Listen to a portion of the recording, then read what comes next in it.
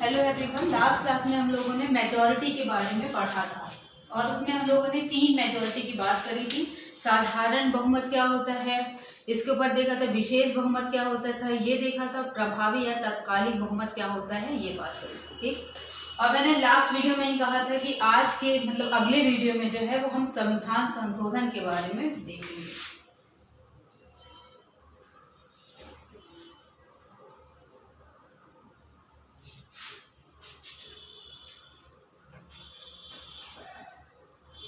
इसको इंग्लिश में कहते हैं कॉन्स्टिट्यूशनल अमेंडमेंट।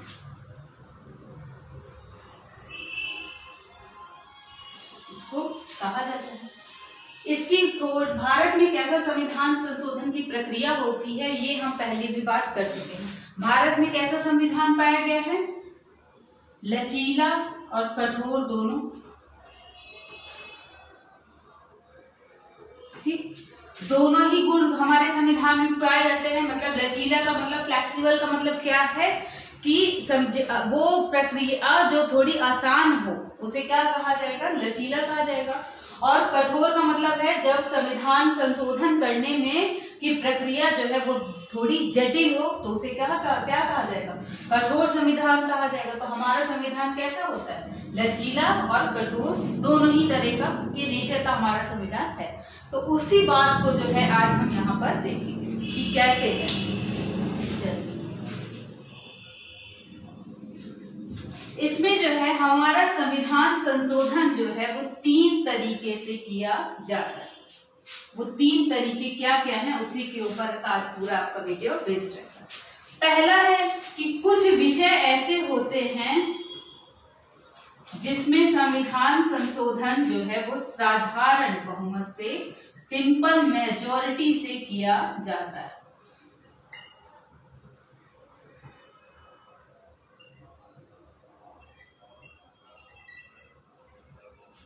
ठीक, जब भी कोई विधेयक आता है, ठीक, तो किसके रूप में आता है, बिल के रूप में आता है।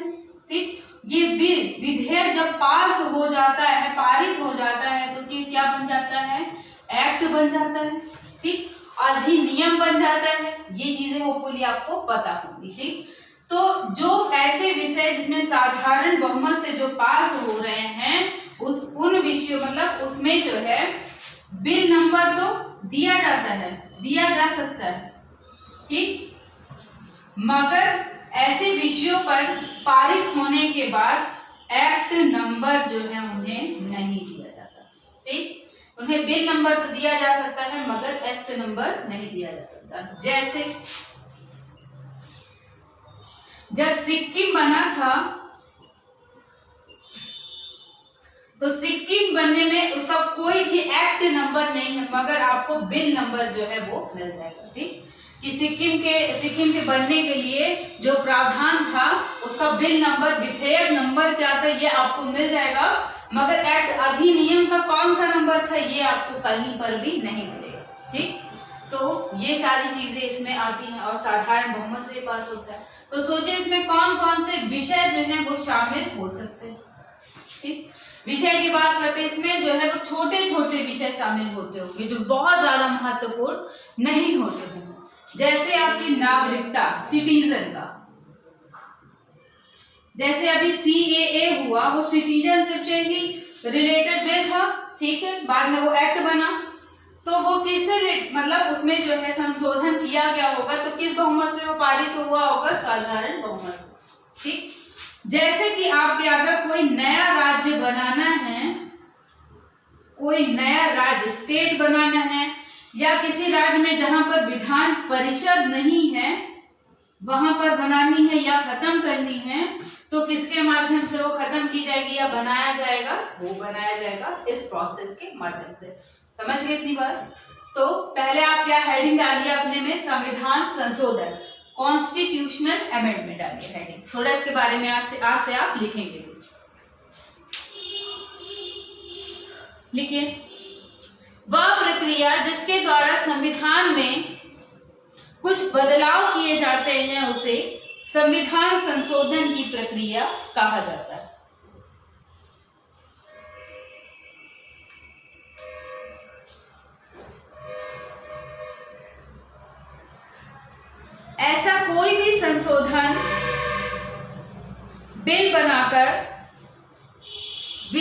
बनाकर सदन में, ब्रैकेट में लिख लीजिएगा, लोकसभा या राज्यसभा में रखा जाता है।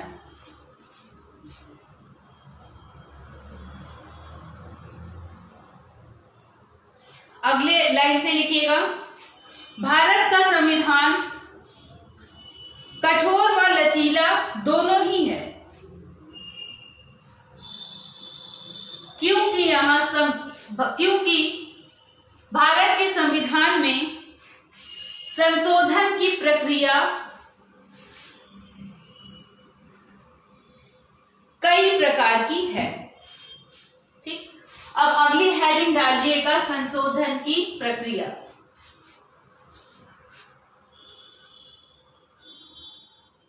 Process of constitutional amendment. ठीक, उसमें पहला लिखिएगा बाय सिंपल मेजॉरिटी।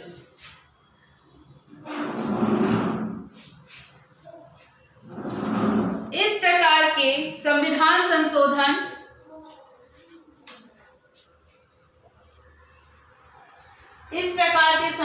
संशोधन साधारण बहुमत से पारित होते हैं।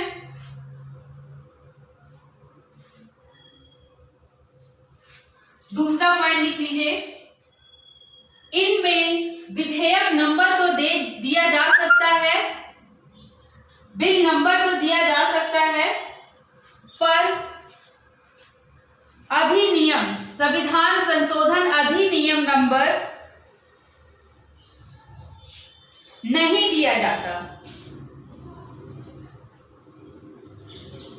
अगला पॉइंट लिख लीजिए, इसके माध्यम से संविधान में सामान्य बातों में परिवर्तन किया जाता है। और जो अब आपको एग्जाम्पल में लिखवाऊंगी, ये बहुत बार एग्जाम में पूछे गए हैं, तो ये एग्जाम्पल बहुत मेन है, तो इसको जो है पॉइंट वाइज आप उसमें लिख लीजिए। पहला लिख लीजिए, जैसे में लिखिएगा नागरिकता, सिटीजनशिप। दूसरा कॉमा लगा के लिख लीजिए, नए राज्यों का निर्माण।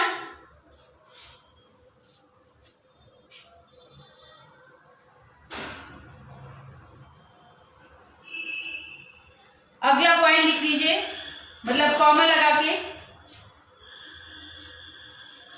नई विधानसभा, विधान परिषद का निर्माण या विघटन या उसको समाप्त करना।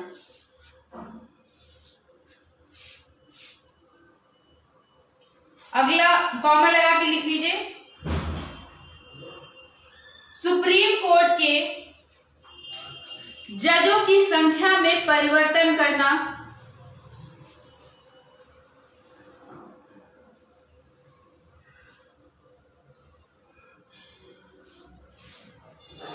Comma, supreme court, high court, सांसदों के वेतन भत्तों में कोई परिवर्तन करना।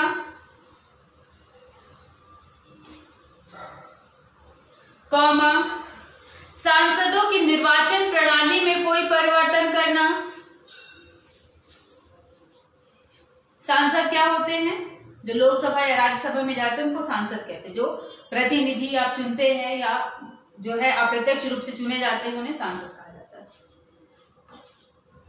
कॉमा लगाइए, इन सांसदों को कुछ विशेषाधिकार भी प्राप्त होते हैं। ठीक है, जो अब ये संसद के सदस्य हैं, ठीक, पार्लियामेंट के सदस्य हैं, तो इनके विशेषाधिकार को जो है वो संसदीय विशेषाधिकार कहा जाता है। अगर उसमें कुछ परिवर्तन करना हो तो वो भी कैसे करेगा? साधारण बहुमत से किया जाएगा। कॉमा लगाइए, संसदीय विशेषाधिकारों में परिवर्तन।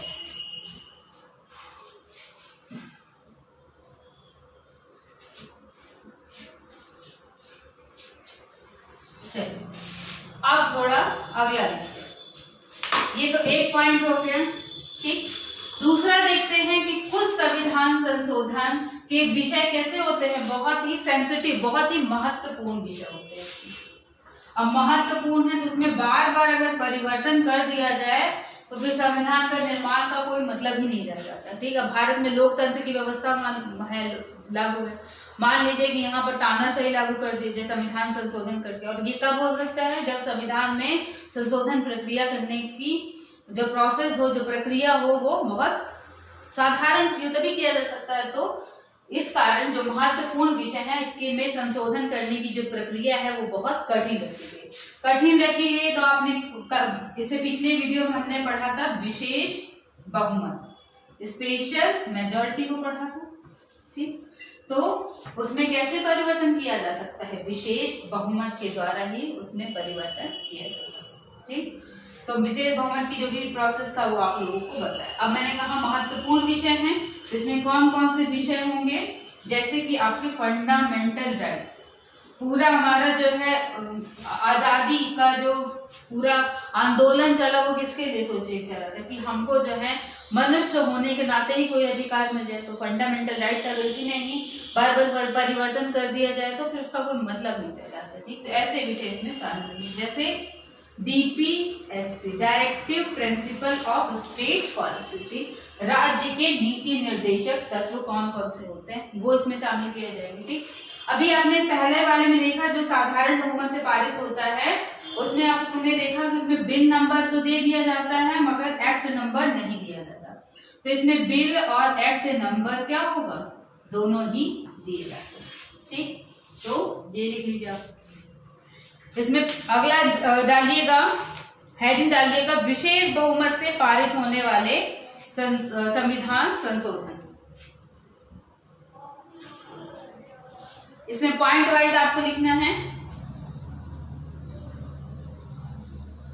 इसमें संशोधन नंबर तथा विधेयक नंबर दोनों ही दिए जाते हैं।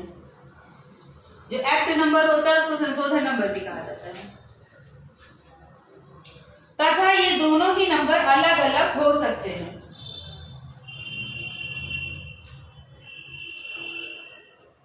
अगला पॉइंट लिख लीजिए। इसमें संशोधन करने की प्रक्रिया विशेष बहुमत की होती है।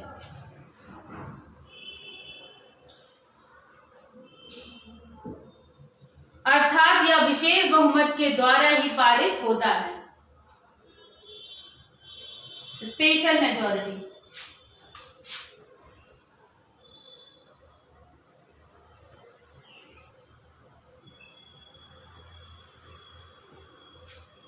अगला पॉइंट लिख लीजिए। इसके अंतर्गत महत्वपूर्ण विषयों को शामिल किया जाता है, जैसे फंडामेंटल राइट्स, ये बहुत इंपॉर्टेंट है, इसके विषय यूपीएससी में इसी से ही क्वेश्चन पूछे जाते हैं। Fundamental rights, comma DPSP, comma fundamental duties, comma emergency, आपातकाल आदि।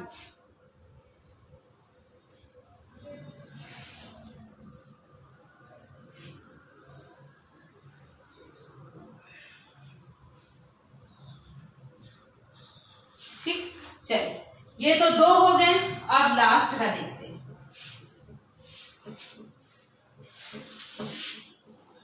लास्ट क्या, इसमें क्या होता है कि पारित कैसे हो? एक तो विशेष बहुमत से हो, स्पेशल मेजॉरिटी हो, प्लस आधे से अधिक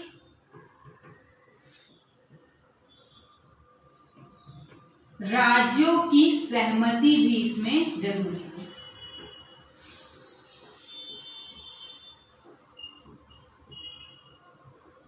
दोनों चीजें इसमें होनी चाहिए। तो ये चीजें सोचिए इसमें कैसे विषय शामिल हो सकते हैं। वैसे विषय इसमें शामिल होंगे जो केंद्र, जो सेंट्रल गवर्नमेंट है या राज्य गवर्नमेंट है, केंद्र और राज्य के बीच जो है संबंध जिससे स्थापित होते हो जिन विषयों से, वैसे उन चीजों पर इस तरह से वो पारित हो। ठीक, वो विषय कैसे हो सकते हैं? जैसे अभी आपका GST था। GST कब तक लागू नहीं हो पाया? जब मनमोहन सिंह जी की सरकार थी, पहले तो उनको मतलब पूर्ण बहुमत में नहीं थे, इसलिए विशेष बहुमत की प्रोसीजर बहुत कठिन है, तो वो चीज नहीं हो पाया। और दूसरा क्या था, आधे से अधिक राज्यों की सहमति भी नहीं मिल पाएगी आसानी से। ठीक, तो जैसे जीएसटी था, वस्तु एवं सेवा कर ऐसे विषय होंगे। ठीक, और कैसे विषय हो सकते हैं, आगे आपको जो है प्रेसिडेंट का चुनाव बढ़ाया जाएगा। ठीक, और इस चुनाव में आप देखेंगे कि केंद्र के साथ साथ जो है राज्यों की जो विधानसभाएं होती हैं वो उसके सदस्य भी इसमें पार्ट लेते हैं। राज्यों की विधानसभा अगर पार्ट लेगी और केंद्र की सांसद भी इसमें पार्ट ले रहे हैं, इसका मतलब क्या हो गया, केंद्र और राज्य संबंध से रिलेटेड हो गया ना इसका चुनाव। तो अगर इसकी चुनाव प्रक्रिया में कोई परिवर्तन किया जा रहा हो तो क्या होगा, उसको ऐसे कराया जाएगा। और देखिए क्या है, आप लोगों ने हाई कोर्ट के बारे में सुना होगा, थोड़ा बहुत तो इसके बारे में जानते होंगे। तो हाई कोर्ट में क्या होता है कि एक ही हाई कोर्ट जो है वो एक से अधिक राज्यों का में क्षेत्राधिकार उसका हो सकता है। मतलब कि मान लीजिए क्या होता है, यूपी का हाई कोर्ट है, तो अगर उसको ये अधिकार दिया गया है कि आप यूपी का ही भी जो है न्याय व्यवस्था देखिए, साथ में उत्तराखंड का भी देखिए, तो वो देख सकता है। ठीक है, तो अगर किसी हाई कोर्ट का निर्माण होना है, ठीक, तो क्या होगा कि इसके द्वारा ही किया जाएगा। समझिए इतनी बात। तो अगली हेडिंग क्या डालेंगे आप, विशेष बहुमत प्लस आधे से अधिक राज्यों की सहमति। और ये राज्यों की सहमति जो होगी ये साधारण बहुमत के द्वारा होगी। केंद्र में कैसे, विशेष बहुमत, और राज्यों की सहमति साधारण बहुमत के द्वारा, सिंपल मेजॉरिटी की तरह। लिख लीजिए इस बात को, पॉइंट वाइज लिख लीजिएगा। ऐसा संविधान संशोधन ऐसी प्रक्रिया से संविधान संशोधन उन विषयों में किए जाते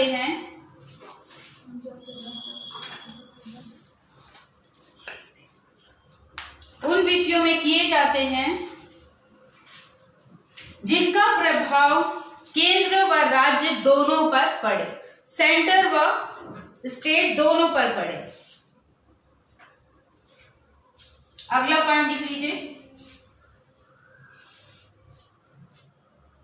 ऐसा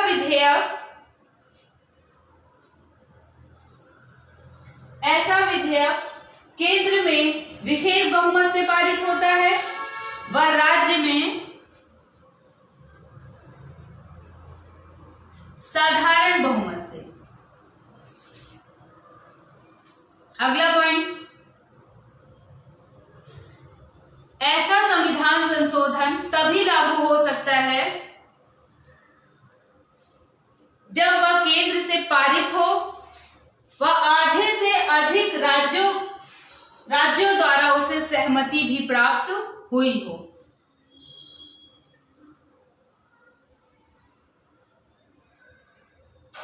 अगला पॉइंट लिख लीजिए, ऐसे बिल को संविधान संशोधन अधिनियम नंबर, एक्ट नंबर व संविधान संशोधन विधेयक number, constitutional amendment bill number दोनों ही दिया जाता है तथा यह दोनों अलग अलग भी हो सकते हैं।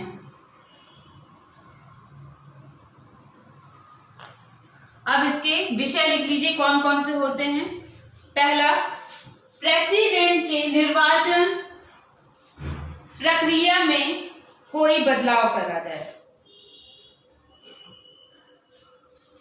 दूसरा पॉइंट लिख लीजिए, नए हाई कोर्ट के निर्माण किया जाए।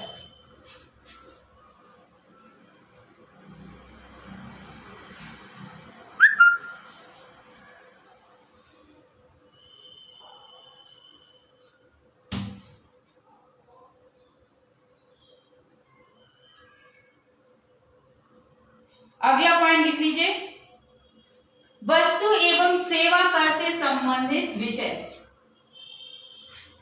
गुड्स एंड सर्विसेज टैक्स से संबंधित विषय।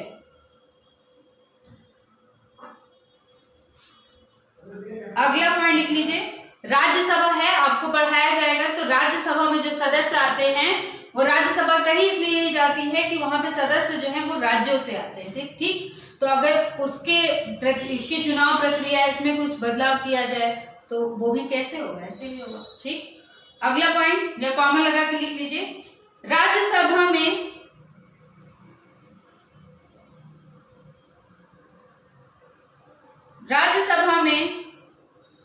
यदि सदस्यों को लेकर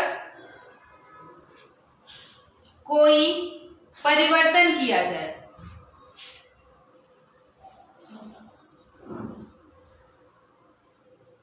अगला देख लीजिए, आगे आपको त्रिसूची पढ़ाई जाएगी। त्रिसूची क्या होती है?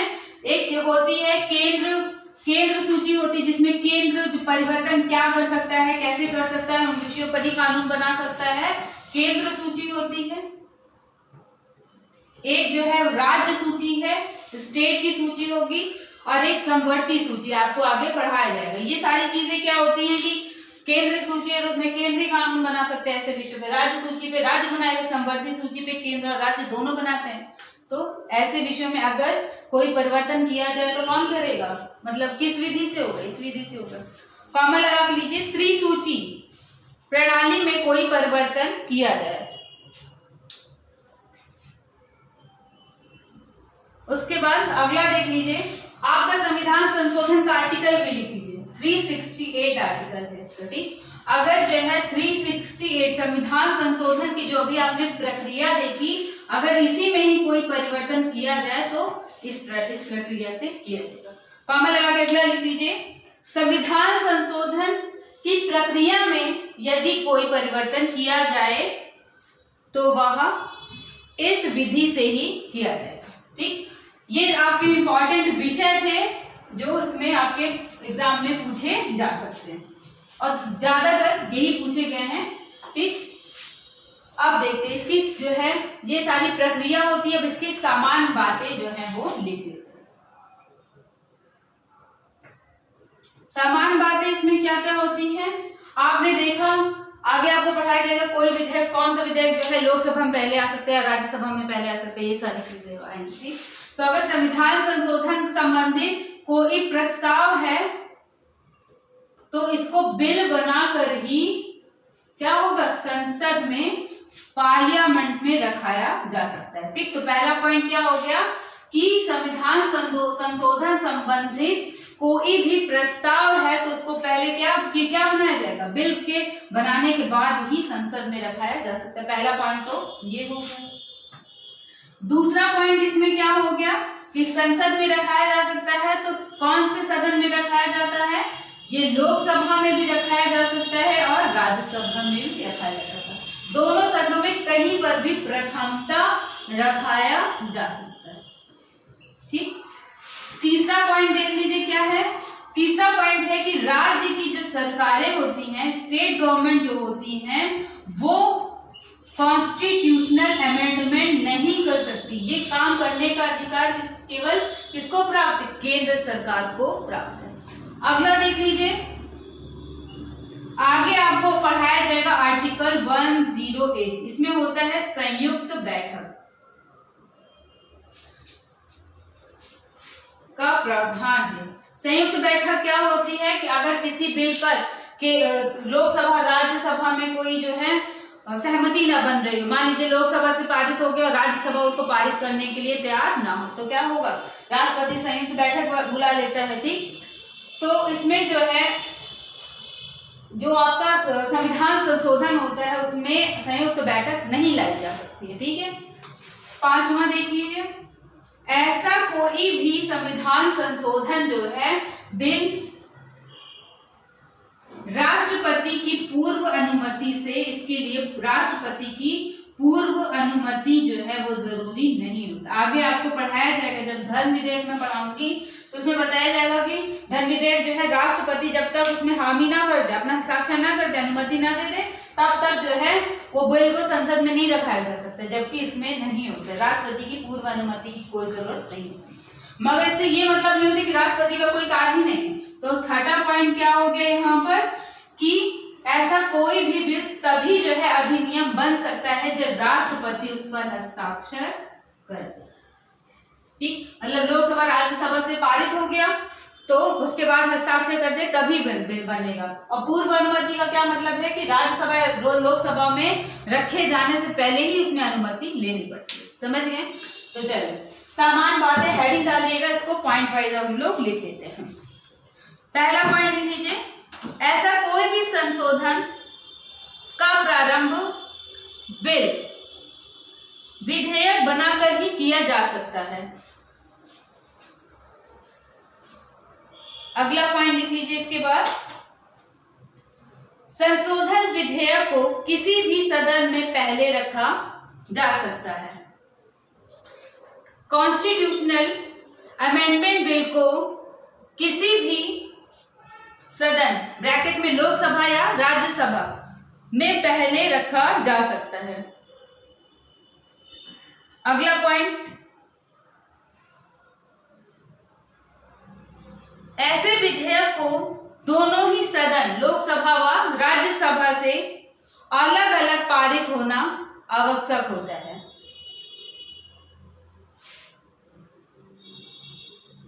संयुक्त बैठक ज्वाइंट मीटिंग का कोई प्रावधान यहां नहीं है। अगला पॉइंट लिख लीजिए, संशोधन अमेंडमेंट प्रारंभ करने का अधिकार केवल सेंट्रल गवर्नमेंट केंद्र सरकार के पास है, स्टेट गवर्नमेंट के पास नहीं, राज्य सरकार के पास नहीं है।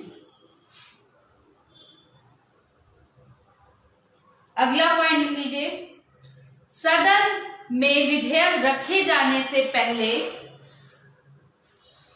राष्ट्रपति की पूर्व अनुमति आवश्यक नहीं होती है।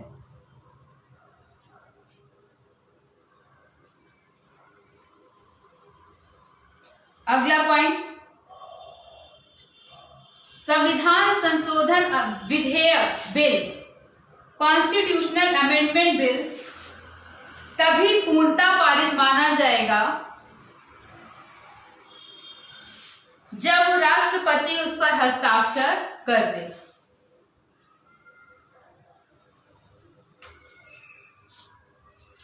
अगला पॉइंट लिख लीजिए, संविधान संशोधन कॉन्स्टिट्यूशनल अमेंडमेंट संविधान के किसी भी भाग में किया जा सकता है, पर मूल ढांचा बेसिक स्ट्रक्चर प्रभावित नहीं होना चाहिए। यहां एक शब्द आया है मूल ढांचा, इसका मतलब आपको आगे पढ़ाया जाएगा, अभी मैं थोड़ा सा बस बता देती हूँ। मूल ढांचा वो होता है कि शब्द से जैसे लग रहा है कि पिलर, समझ लीजिए कि कोई घर बनाते हैं तो उसका पिलर होगा ना, तो वैसे ही संविधान का जब निर्माण हुआ तो उसका भी कोई पिलर होगा कि उस पिलर को ही हटा दिया जाए तो क्या हो जाएगा, पूरा घर जो है या संविधान जो है वो ढह जाएगा।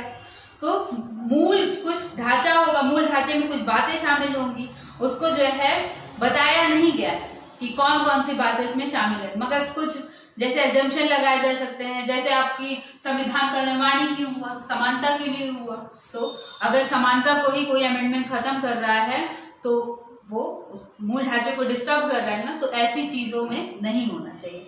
या स्वतंत्रता को ही लेकर हो तो वो चीजें नहीं होना चाहिए, मूल ढांचा जो है वो प्रभावित नहीं होना चाहिए। ठीक, तो ये सारी चीजें जो थी वो संविधान संशोधन के बारे में आपकी थी। वो फुली आपको ये वीडियो पसंद आया होगा, मगर अब जो है हमारा जो वीडियो होगा वो पब्लिक नहीं होगा क्योंकि कुछ लोगों ने इसमें एडमिशन भी लिया हुआ है। तो अगर आपको जो है हमारा वीडियो पसंद आया हो, आपको जो है इसे आगे कंटिन्यू करना हो तो आप हमें इस नंबर पे कांटेक्ट कर सकते हैं। इस आगे की वीडियो आपको फिर या क्लासेस आपको मिल जाएंगी। ठीक, आज के लिए इतना ही, धन्यवाद।